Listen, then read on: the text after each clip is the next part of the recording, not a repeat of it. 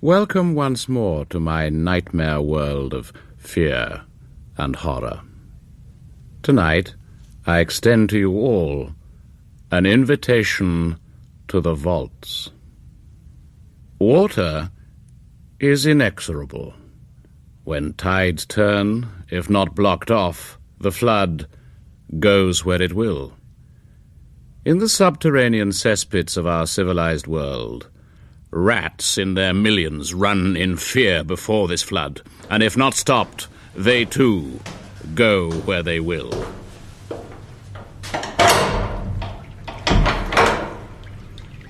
So it is in the dank vaults beneath the Palazzo Tortini in southern Italy. From the days of the Borgias and Medicis to the present, the tides flood in twice a day, and ahead of it, the rats, seeking sanctuary in this, their underground hideaway. At the center of the vault, a high pillar disappears into the gloom above. At the base of the pillar, a shackle, and attached to that shackle, a short, strong chain. Time alone will reveal its purpose. In the gardens of the palace above, Madame Freitas, the widow of one of Italy's greatest authors, takes tea with her good friend and constant companion, Dr. Mazanares. The prerogative of the modern woman would appear to be to amuse and bemuse in equal proportions, and as ever, madam, you succeed admirably in both. Oh, do enlarge upon the thought, good doctor.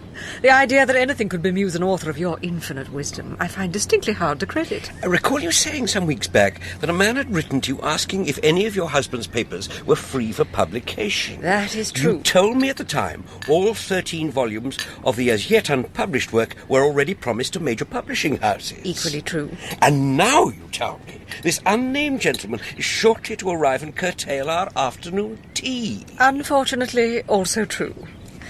The name of the gentleman in question is one Albano Pisar. And the reason you decided to see him, in spite of your first reservations? He is a very special case. A very special case indeed. It was he who, as a publisher's reader in Rome, saw the worth of the first short stories my dear departed husband wrote. Ah, the stories, if I remember correctly, which were difficult to place? Difficult? Impossible. They'd already been turned down by every major publishing house in the country, including the one for whom this Albano Pisar worked at that time. So how did they come to be published? He, Pisar, had such belief in their worth. He left the firm and somehow managed to buy a small share in a minor but respected publishing house in Paris. He then convinced the house to publish the stories. So, he is a successful publisher? Not anymore. The publishing house with which he was connected finally overstretched itself and failed. He disappeared from the scene for some time. His letter was the first I had heard of him for many years. Hence my interest. So, pray, madam, how does he now earn an honest crust? He says he is an author's agent. An agent? Did I hear you correctly? I am to have my tea curtailed by an agent. How could I ever set an honest crust? No agent has ever earned an honest crust. Starving. Not a bite to eat on the train for love nor money. If I'd had money, the poor travel crushed together like rats. And I, who was meant for greater things, am constantly forced by circumstance to join them in their jowl-to-jowl misery, imitating that species of vermin I most abhor. I mustn't think about them. Not the rats. If the caretaker hasn't cleared them from that vile tenement I inhabit, I mustn't think about them. No. Think of Madame Freitas. She will surely reward me for my help in getting her husband's career underway. If it wasn't for me, Freitas would have lived and died a non-entity. Madame must realize she owes me much. She must. A beautiful car. That's how I should be travelling. A limousine with a chauffeur at the wheel. For the moment, no chance, but soon, with luck. The chauffeur's looking straight at me. This car is for me. Already the dream starts to come true. You had a good journey, I trust? Delightful. I was tempted to have my chauffeur drive me, but the roads, I know, can be a little bumpy this far south. I do find, being honest, that first-class travel gives one ample time to contemplate the landscape in comfort. The journey over in a trice. The only tragedy is the lack of an acceptable restaurant cost these days. The pastry is enough, or would you No, this is wonderful. Thank you. Plenty. You know, you've changed a great deal over the years. I remember you quite clearly as a thin young man. And now what you see is a fat old one. No, that was not in my mind. Your face has, if you will excuse me, hardened a little over the years. It has been a somewhat hard life, madam. Of course, my recent success makes life a little easier, but there were difficult days. Why didn't you contact my husband, then? Oh, I did, madam. I telephoned frequently, but my calls were never returned. In the end, Do you know why? Maybe sometimes there are areas of our lives that we do not wish to reopen. I presume that was the case with your husband, and naturally I respected that right. Hopefully, what little I have to offer may go some way to making up for any slight you may have felt. There is still some of his work unspoken for? As I explained in my letter, the books are already tied up with publishing houses. Indeed, but I was wondering about his correspondence. Is that also spoken for? Yes, I'm afraid so. Oh. With the proviso that it is not to be published until after my own death. Really? May I ask why?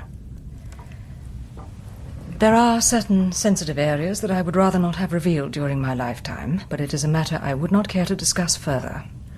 But of course. My apologies for introducing the subject. That is all right, monsieur. You weren't to know. So, while the bulk of his work is spoken for, I can only presume, as you were kind enough to suggest I journey from Paris, and that you allow me to take up your valuable time like this, that there will be something to make my journey worthwhile. This leather folder contains all that I am free to let you have. It's locked. Ah, yes. The key.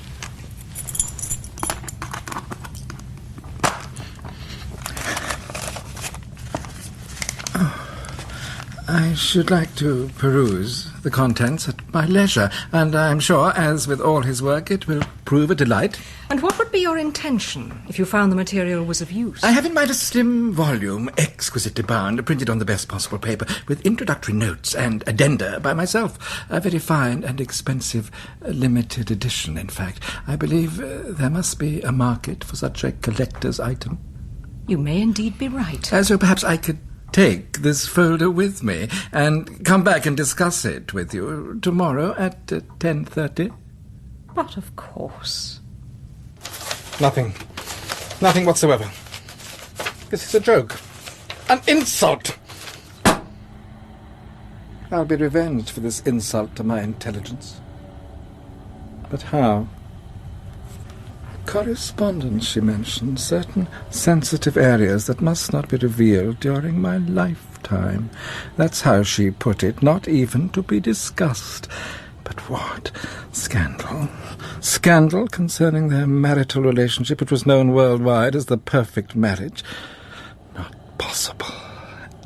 And yet, such a story, if true and confirmed by existing correspondence, would cement my fortune forever. Picture the library. Recapture it in my mind's eye. Shelf upon shelf all around me. File upon fat file, every colour under the sun. Wait. In the corner farthest from the doorway, the top shelf. 3 slim red files side by side.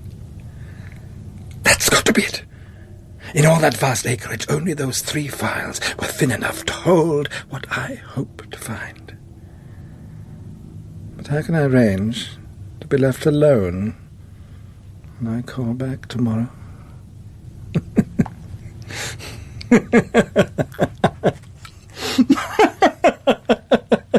But of course, brilliant. Absolutely brilliant. And of course we come to the world rights, madam. It is quite amazing how in some countries when a particular volume catches the reading public's imagination, it can then take off in a totally unexpected fashion. I quite understand your need to inform me fully, and I admire your enthusiasm for the work in question, but we have been discussing the fine detail for over an hour and a half now. Excuse me. Yes, Giselle? Tell him I shall be with him shortly. Would you excuse me a moment, monsieur, but a friend of mine has just called. But of course. I shan't be more than a few minutes. Oh, please don't hurry. I shall use the time to contemplate further on our contractual agreement to ensure I haven't missed anything. Oh, I doubt whether you have. We seem to have ranged over every possibility under the sun. Always as well to ensure the client knows what's in store. Yes, I'm sure you're right. Must be quick. Move the ladder over to the far side.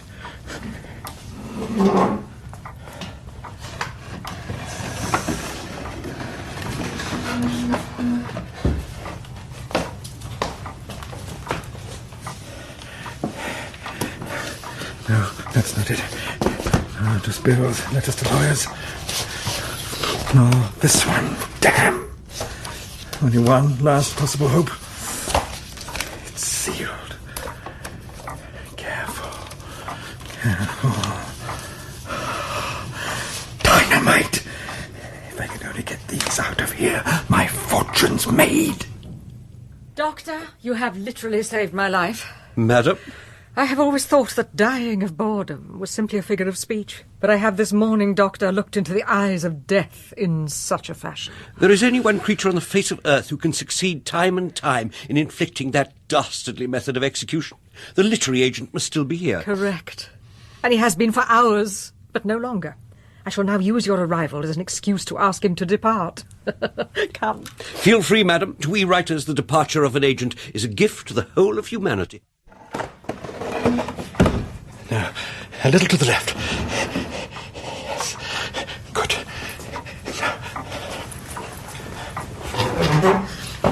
Where can I hide them?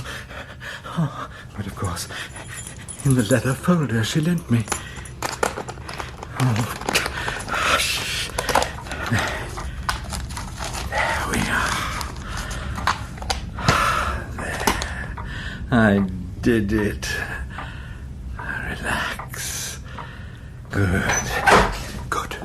Monsieur, bad news, I'm afraid. My friend has urgent business, and I must sadly bring our meeting to a close. Of course, for my part, I have good news for you. I thought the project through very carefully, and there are no more points to be discussed. So, with your permission... Monsieur, you are forgetting my folder? No, I have it safe here under my arm, madam. Exactly. That is the folder I use to keep my current projects in. Perhaps you'd take the papers out and... Are you all right, monsieur? You've gone very pale. I'm fine, madam. Sometimes my heart gets a little out of sorts, but I'm fine. Oh, good. I'm pleased it's nothing serious. The folder? I'm afraid I foolishly left its key at my hotel. Perhaps your chauffeur could bring it back with him when he drops me off. Yes, that would be fine. Good day, monsieur. A good day, madam. After cheating me out of the royalties on my last book, my agent came to my home as if nothing untoward had happened, walked in and greeted me as if I was a long-lost friend. And what did you say in the face of such barefaced insolence? At such times, actions speak louder than words. I simply threw him out of the window into the canal below. Who on earth is... I'm sorry to bother you. I think you should come at once. Why, what is it, Giselle? Some of the files in the library have been disturbed. Which? The red ones. What exactly are you afraid has gone missing? A moment, Doctor. The last file will confirm or deny my worst fears. Madam, the seal is broken. Bring it down. Madam. Empty. Everything gone. Gone. You must tell me what has happened. Giselle? Madam? You may tell him. Soon the whole world will know. Excuse me, I must go. Madam, are you? Giselle, Yes, sir. what was in this vial? Letters. A series of letters of the frankest kind between Monsieur Freitas and a certain lady of the town. But that is impossible. His reputation, he was a man of absolute honour. Their marriage was renowned worldwide. It is inconceivable. It was many years ago, but I'm afraid it's true. And Madame kept them? As his archivist, she had no choice, even though it grieved her. They were part of his life, so had to be kept safe for posterity. But they were not to be published till after her death. I fear that now... This will destroy her. Make her a laughingstock. It can only be Monsieur Pizarre. You must get them back. I will go to his hotel at once. Tell Madame I will not come away empty-handed.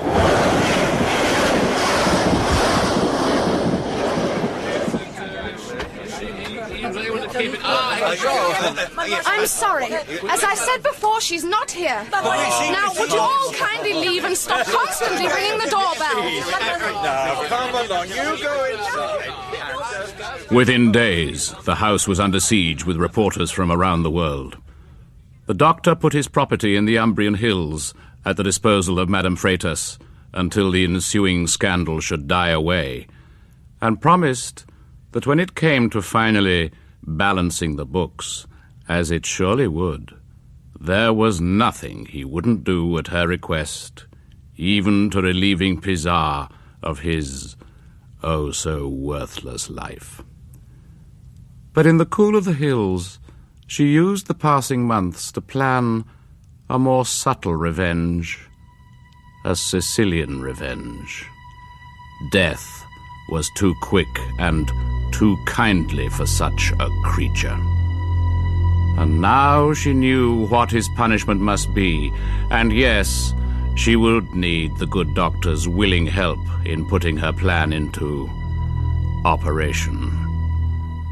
The correspondence was the publishing coup of the decade. The appearances that Pizarre made on television ensured that within weeks he was famous, within months he was rich.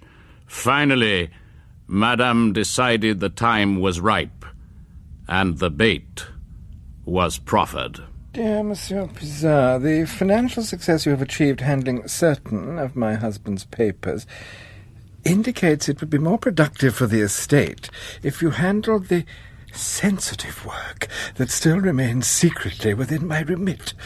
If you are interested... If I'm interested... I've been handed a fortune on a plate. Bait has been taken. Hook, line, and sinker. Now all that remains is to slowly reel him in. And make just one little purchase. One sharp little purchase. You're sure you won't change your mind and take a drink, Monsieur Pizarre? It must have been a long and tiring journey. No, thank you. In your letter, you mentioned that you'd like me to handle other sensitive material in your possession. First, I wish to congratulate you on the success of the volume that you produced from the papers I gave you, and for letting me have the royalties so promptly. Yes, well, it is the job of the agent to be punctilious in such matters. Last time I was here, I detailed at length what would be my commission levels, what you would have to pay. You did indeed what I would have to pay for your last visit. Yes, well, if I handle this sensitive material for you, no one need ever know you release the material to me. Do you know the Koran, Monsieur Pizarre? I beg your pardon? The system of judgment laid down in the Koran. Well, I know it, of course. But I can't see what possible It has bearing... always struck me as such a sweetly reasoned document. Eye for an eye, tooth for a tooth. Just so simplistically and satisfyingly fair. I really didn't come here for philosophical debate. We have been talking a long time now about this and that. Isn't it time we got down to the real purpose of this meeting? Yes, you're right. So, many thanks for visiting me, monsieur, but now, all too soon, it is time for you to depart. Pardon, madam? Time for you to part. I have ensured you are aware of the teaching of the Koran, so we can now bring this meeting to a close. Is this a joke? I understood from your letter that there were other documents to be released. Sensitive matters, it says here. I do not care what it says there. I have no more to say to you. Madam, I have made a not inexpensive journey from Paris for a specific purpose. I have hotel and other expenses. I should have wasted a week for an hour in your company talking tosh. This is an outrage. I demand a recompense for my trouble and monetary outlay. Recompense? You demand recompense, Monsieur Pizarre. Yes, but it is rather a lot of money to lay out for such frivolous chat, madam. Very well, you shall be recompensed. Come. As I said in my letter, my husband left other material which I think may interest you, only this time you must pay the full price. Pardon, madam, if I inadvertently said anything. Enough, monsieur. You have made your choice. You demanded recompense, and recompense you shall have. We must go down the spiral staircase to the room below, his secret library. Secret library? Yes. I closed it down after my husband's death. Nobody has entered it since. Careful, monsieur. There is a cabinet of his work down here. It was not widely known that he also devoted himself to experiments in the coarser fields of literature. You mean? You know what I mean, but I do not wish to discuss it further with you. You may see it with your own eyes.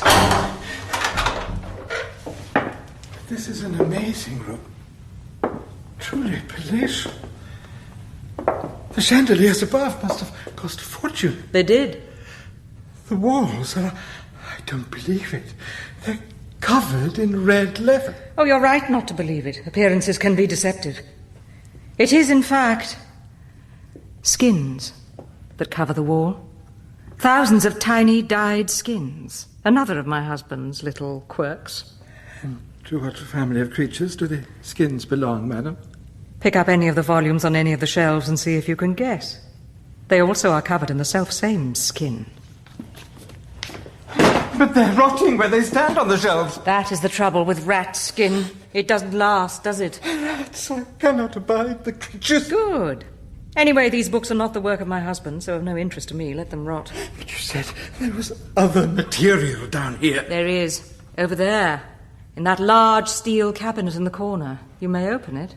But how can I? The gap between the cabinet and the wall it faces is too small. The door's too wide. Well, first you must go into the gap. Now, you simply open both doors in front of you.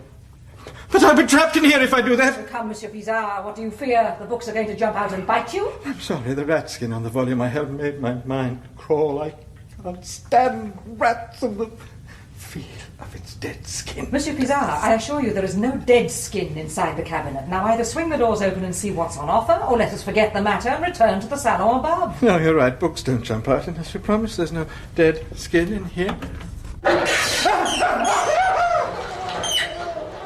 Books don't jump out, but of course rats do, particularly if they've been trapped without food for 24 hours. Still, I spoke true. No dead skin. The skin that covers them is very much alive. You saw everything, Doctor? I did indeed, madam. And? As I predicted, I think the man's disposition is such that, unable to physically escape, he will shortly escape by fainting. His timing is impeccable. Get him below, shall we? Yes, time to be putting him to the final test.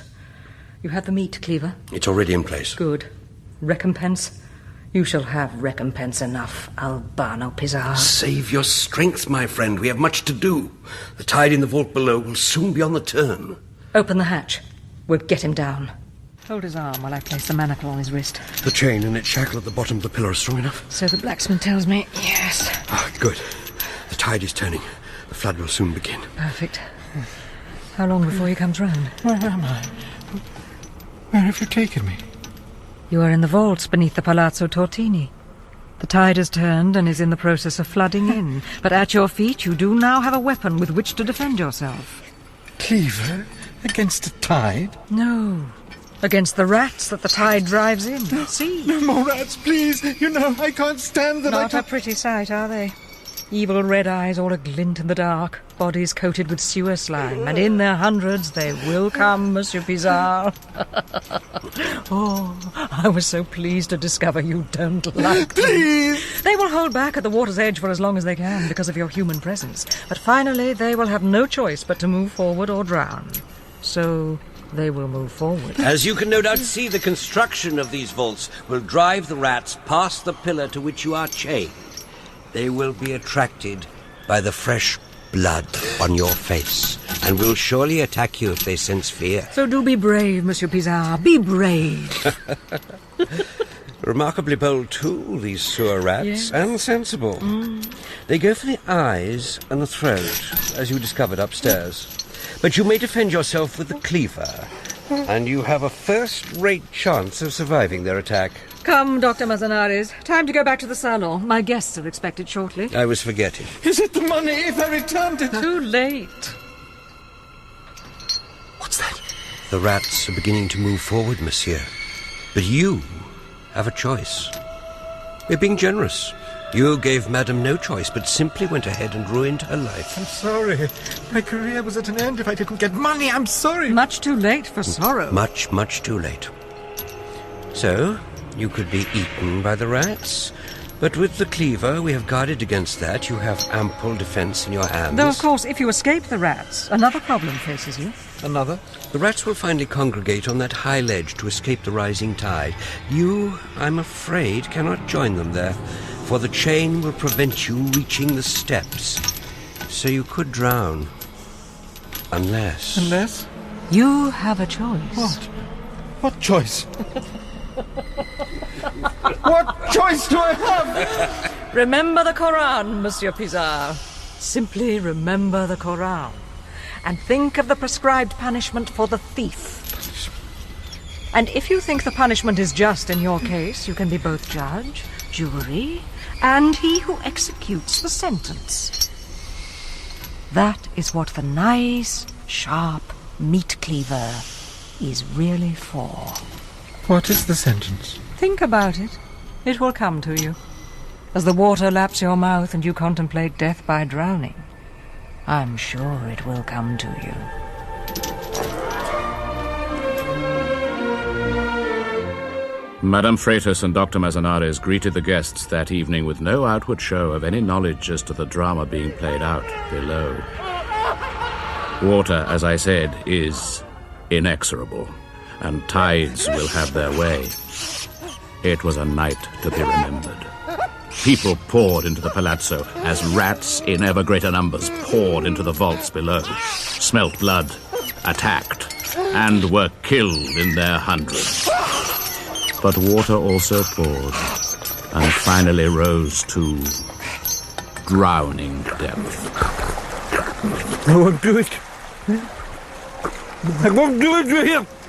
What other choice is there? What other choice? They were right. There is no other way.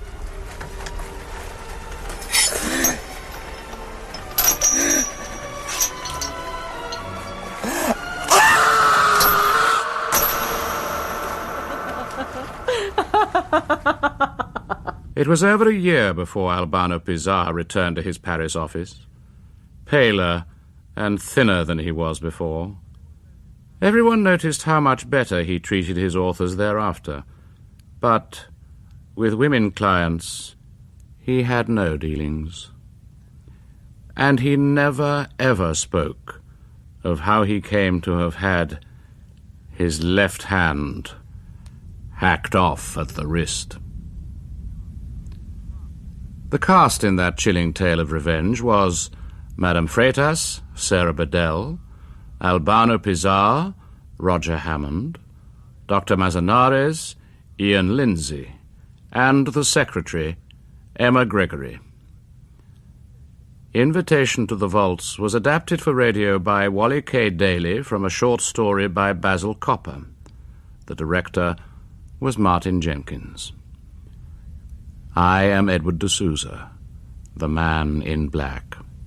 And I shall be here at the same time next week with a cautionary tale in which fear drives a man literally to the edge.